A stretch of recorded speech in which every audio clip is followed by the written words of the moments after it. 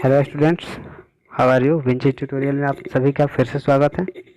देखा जाए, आज हम लोग प्रोज सेक्शन का पहला लेक्चर देखते हैं, इंडियन सिविलाइजेशन एंड कल्चर। ये लिखा गया है महात्मा गांधी के द्वारा।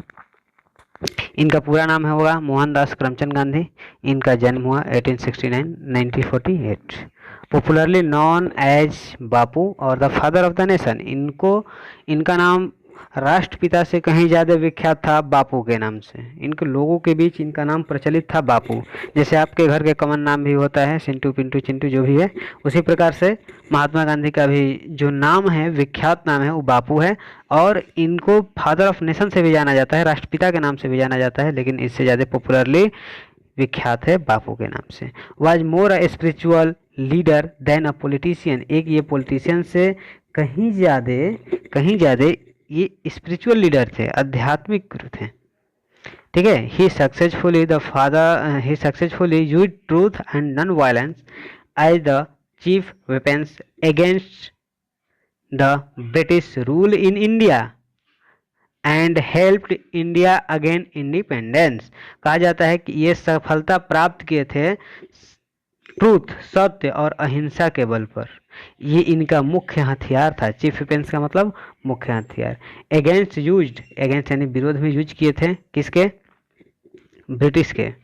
Rule in India and helped India gain independence, और इनके मदद से इंडिया ने स्वतंत्रता प्राप्त किया। फ्रॉम 1915 टिल 1948, यानी कि इन्होंने 1915 से 1948 तक ही कंप्लीटेड डोमिनेटेड इंडियन पॉलिटिक्स। इन्होंने अपना पूरा विशेष अधिकार रखा। 1915 से 1948 के बीच में पूरा डोमिनेटेड हो गए थे, यानी कि अपना सारा समय, अपना सारा व्यतीत करते थे किसके रूप में? एक स्वतंत्रता सेनानी के रूप में।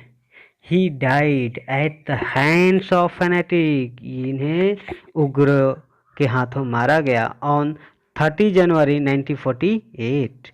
His autobiography. दोस्तों, बायोग्राफी का मतलब होता है किसी दूसरे के द्वारा लिखा गया आत्मकथा, और ऑटोबायोग्राफी का मतलब होता है खुद के द्वारा लिखा गया आत्मकथा। इनके द्वारा जो लिखा गया था आत्मकथा, उनका नाम था my experiment with truth and the numerous articles that he wrote for young India and he speeches that he delivered on different occasion। यानी कि इन्होंने अलग अलग मुद्दाओं पर अलग अलग तरीके से अपना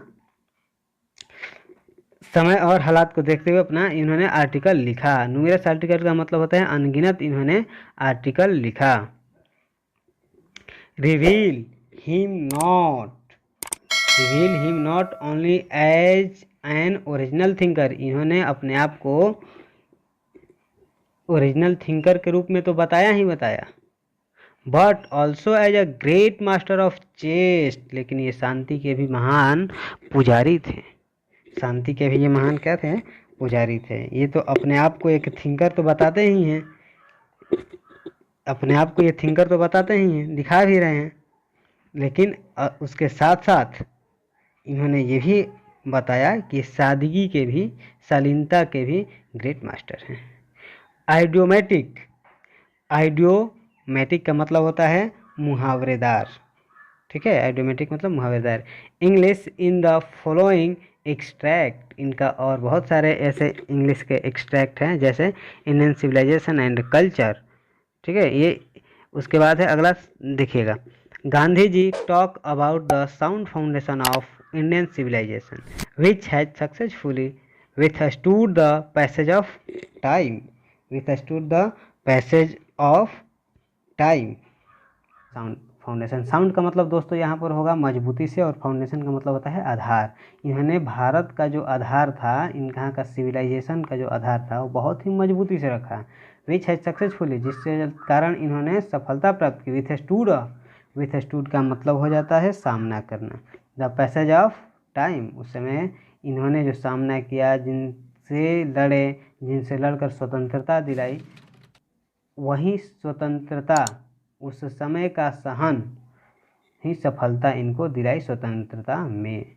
the western civilisation which has the tendency of privilege materiality, can not match the Indian civilisation and elevate the moral wing. इनका कहना है कि वेस्टर्न सिविलाइजेशन जो है ये टेंडेंसी है, यहाँ का टेंडेंसी है, प्रकृति है कि जो लोग वहाँ के हैं वो मेटेरियलिज्म पर विश्वास करते हैं, और उनका मेटेरियलिज्म पर विश्वास करना, मेटेरियलिज्म पर विशेषाधिकार दिखाना, ये कभी हमारे कैन नॉट मैच यानी कि मिल नहीं सकते हैं the Indian civilisation that elevate the moral wing. यहाँ पर नैतिकता का उदय होता है, उन्नति होती है, लेकिन उन लोगों को भौतिकवाद में विश्वास है, जबकि भौतिकवाद और नैतिकता कभी आपस में मैच नहीं कर सकते, मिल नहीं सकते। दोस्तों आज का वीडियो बस इतना ही।